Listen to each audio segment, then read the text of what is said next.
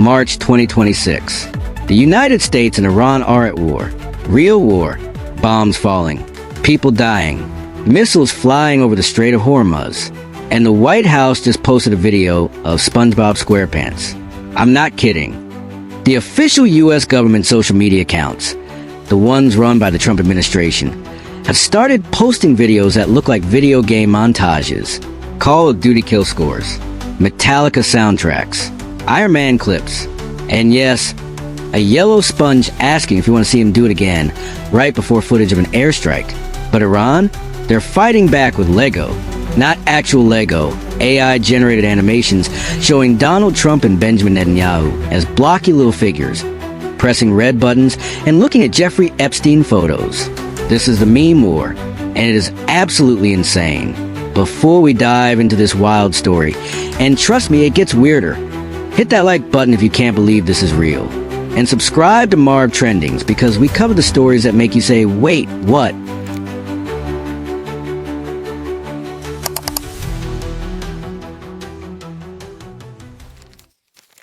So what exactly is a meme war? On March 4th, 2026, just days after the initial U.S.-Israeli strikes that killed Iran's Supreme Leader Ayatollah Ali Khamenei, the White House started posting something strange. They called the Operation Epic Fury. And they decided to promote it like a video game. One video shows a soldier activating an airstrike on a tablet, just like in Call of Duty. Then it cuts to real bombing footage. Every time a target is hit, a plus 100 pops up on screen, exactly like the points you get for kills in the game. The background music? Metallica's Enter Sandman, AC/DC's Thunderstruck, Nelly's Here Comes a Boom. The captions? Phrases straight out of Mortal Kombat. Flawless victory.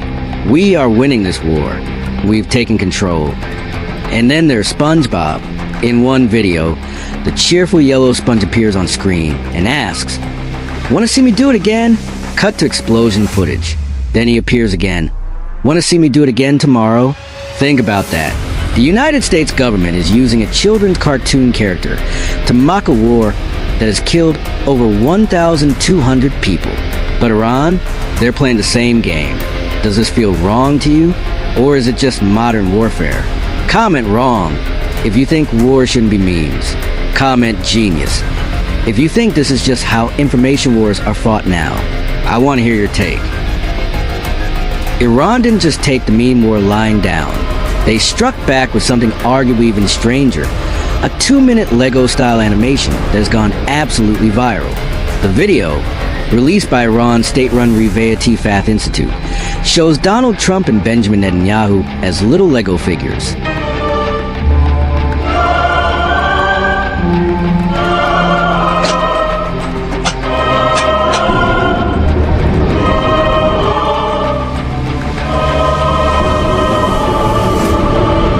They're sitting together, looking at an album labeled Epstein Files, a direct reference to the Jeffrey Epstein scandal that Trump's opponents love to bring up.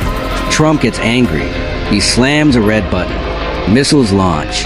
Then the scene cuts to a classroom full of little Lego girls in pink headscarves. They're learning peacefully. Then the bombs hit. Rubble.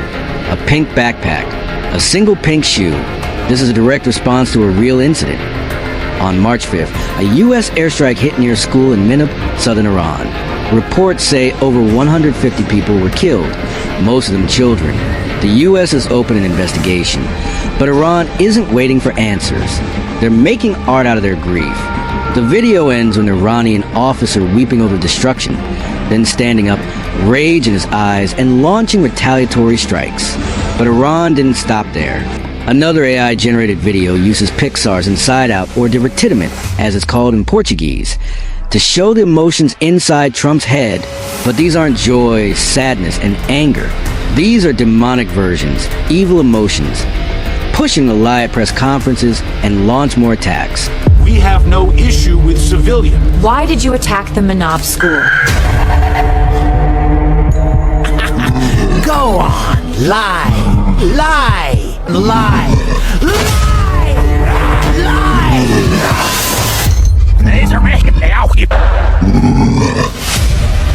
We didn't hit the Manab school. America doesn't have Tomahawk missiles at all. We care deeply about the Iranian people.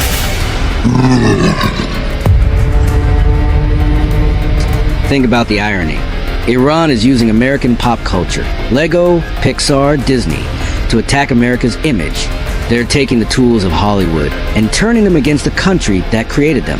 Does Iran have a point? Or is this just propaganda? Drop a fire if you think the Lego video is actually brilliant. Drop a crying face if the school scene hit you hard.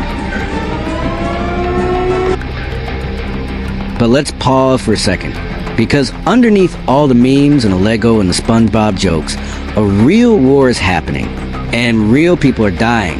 It started on February 28, 2026.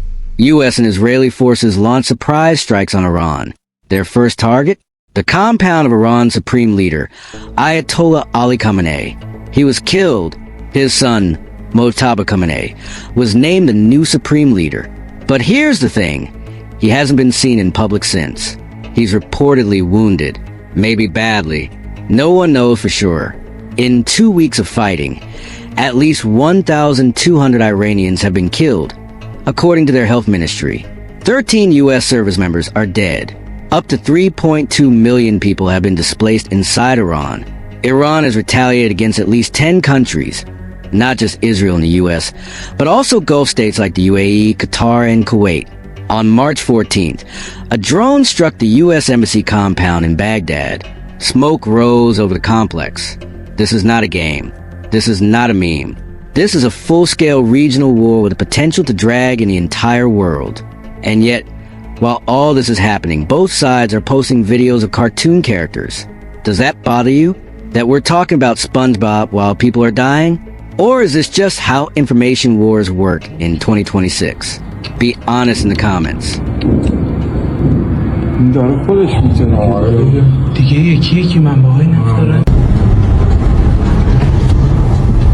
To understand why we're here, why SpongeBob is bombing Iran and Lego Trump is pressing red buttons, you have to go back, way back, 70 years of hatred. And it all starts in 1953. That year, the CIA orchestrated a coup.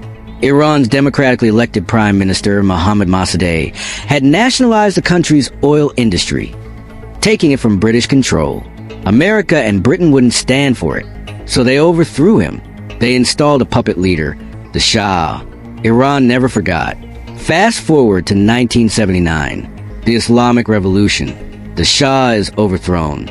A new leader, Ayatollah Khamenei, takes power. And then, the hostage crisis. Iranian students storm the U.S. Embassy in Tehran. They hold 52 Americans for 444 days. The U.S. breaks diplomatic ties. Sanctions begin, and they never really stop. The Iran-Iraq war is raging. The U.S. Navy is in the Gulf. An American warship, the USS Vincennes, mistakes a civilian airliner for an F-14 fighter. They shoot down Iran Air Flight 655. 290 people dead. The U.S. calls it accident. Iran calls it murder. President George W. Bush labels Iran part of the axis of evil, a breakthrough. The Iran nuclear deal, the JCPOA. Iran agrees to limit its nuclear program in exchange for sanctions relief. It's a triumph of diplomacy. President Trump tears it up. The worst deal ever, he calls it. Therefore, I am announcing today that the United States will withdraw from the Iran nuclear deal. In a few moments, I will sign a presidential memorandum to begin reinstating U.S. nuclear sanctions on the Iranian regime. We will be instituting the highest level of economic sanction. Any nation that helps Iran in its quest for nuclear weapons could also be strongly sanctioned by the United States. America will not be held hostage to nuclear blackmail. We will not allow Sanctions come back harder than before. A U.S. drone kills General Qasem Soleimani, one of Iran's most powerful military leaders. Iran retaliates with missile strikes on U.S. bases in Iraq. And now, 2026, full-scale war. Supreme leader killed. The region on fire. and both sides posting memes. After seeing this history, the coups, the shoot-downs, the assassinations, do you understand why Iran hates America?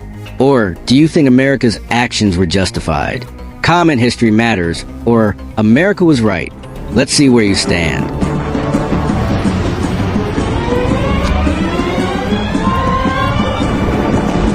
Now here's where this war stops being over there and starts being in your pocket. The Strait of Hormuz. Look at this narrow little waterway. Just 21 miles wide at its narrowest point. But 20% of the world's oil passes through it every single day.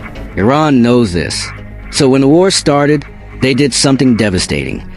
They threatened to attack any tanker that tried to cross. And then they did it. By March 5th, tanker traffic through the Strait had collapsed. 0 tankers crossed that day. The result? Oil prices exploded. Before the war, Brent crude was around $72 a barrel. By March 9th, it hit $116. That's a 40% increase in 2 weeks. In America, that means gas prices spiking. In Europe, it means energy bills going through the roof. In Asia, where refineries are built specifically for Middle Eastern crude, it means economic chaos. Kuwait, one of OPEC's biggest producers, had to cut production by 70%.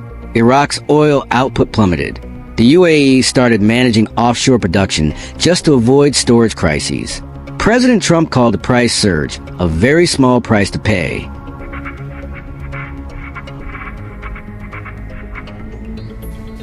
But for the average person filling up their car or paying heating bills, it doesn't feel very small at all. Have you noticed gas prices going up where you live? Drop your country and price per gallon/liter in the comments. Let's see who's hurting the most. But while the meme war rages online, the real war continues to claim victims. On March 14th, an Israeli airstrike hit a primary healthcare center in the southern Lebanese town of Burj Khalifa. 12 medical workers were killed. That same day, 2 missiles were intercepted over downtown Doha, Qatar. Interceptors lit up the night sky as residents scrambled for cover. Saudi Arabia's defense forces shot down dozens of drones. Turkey, a NATO member, intercepted an Iranian ballistic missile, the 3rd such interception in this war. In Lebanon, the death toll from Israeli attacks since March 2nd has reached 826. Over 2,000 wounded.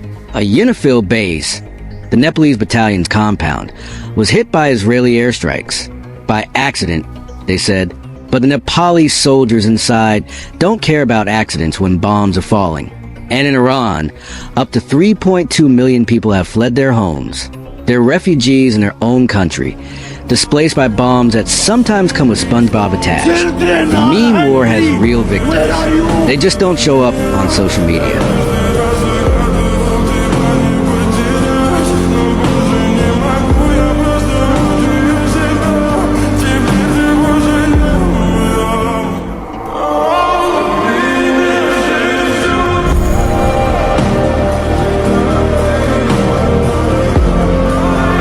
But the meme war hit a snag this week. A big one. The White House, in its quest to make the war look cool, started using anime. Dragon Ball Z Yu-Gi-Oh! Game cards flashing on screen. Goku powering up. The problem? They didn't ask permission. Toei Animation, the company behind Dragon Ball, released a statement. In any of those videos, and this has been the case with all kinds of weapons, camera footage that's been released to the public, you don't see people.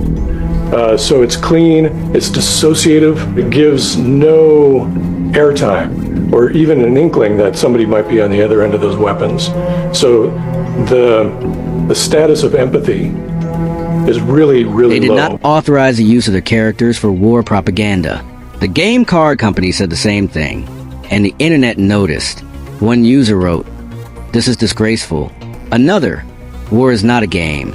A U.S. military veteran who served in Iraq posted, "This is not how you honor service members. This is not what we fought for." Even some of Trump's supporters started questioning whether turning war into entertainment was such a good idea. But here's the uncomfortable truth. This is exactly how information warfare works in 2026. Attention is the most valuable currency. And nothing grabs attention like seeing your favorite cartoon in the middle of a bombing raid. Do you think using anime and cartoons for war propaganda is wrong? Or is it just smart marketing? Comment wrong or smart. Let's see where the audience lands.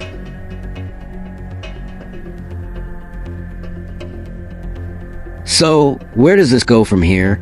President Trump says the strikes are projected to last 4 or 5 weeks. But he also warned more U.S. soldiers will likely die. The USS Tripoli, an amphibious assault ship carrying 2,200 Marines, has been deployed to the Middle East. That sounds like preparation for something bigger. Maybe even ground operations, though officials insist that's not happening. Iran says it doesn't want escalation, but they also say they won't surrender. And on March 14th, they threatened for the first time to strike infrastructure in neighboring states, specifically calling out 3 major ports in the UAE. The war is expanding, not contracting. And through it all, the memes keep coming. The US posts another video. Iran responds with another animation. The cycle continues. One thing is certain. This war will be remembered not just for its casualties and its oil crisis and its regional destruction. It will be remembered as the first war where both sides fought with Lego and SpongeBob.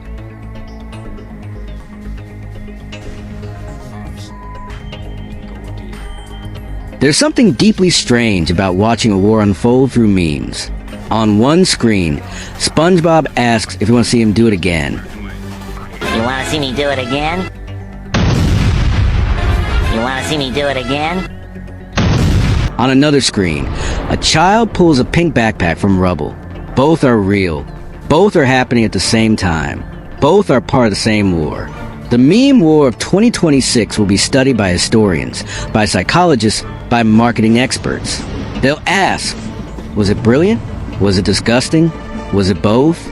But for the people living through it, the families in Tehran, the medical workers in Lebanon, the Marines on the USS Tripoli, it's not a meme. It's not a game. It's their lives. The memes will fade. The videos will be forgotten. But the memories, the casualties, the oil crisis that emptied your wallet, those will last a lot longer. Here's my final question to you, and I really want you to answer in the comments. When you look back on this war in 10 years, what will you remember? The memes or the meaning?